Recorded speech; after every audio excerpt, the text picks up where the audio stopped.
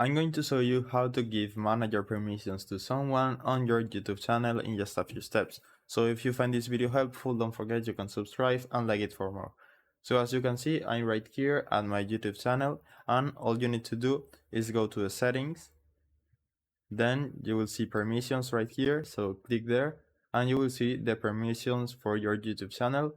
As you can see, I'm the only one with permissions on my YouTube channel, but if you want to invite someone to have permissions on your channel, you just need to click right here, then put the email address of the person you want to invite and the type of access you want. So in this case, it will be manager, which will give him permissions to view everything, manage permissions, go live, create, edit, and delete content.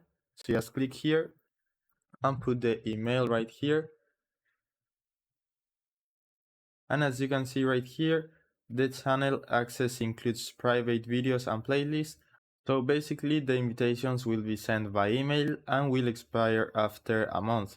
So this means that if the person doesn't accept the invitation, it will automatically expire after a month.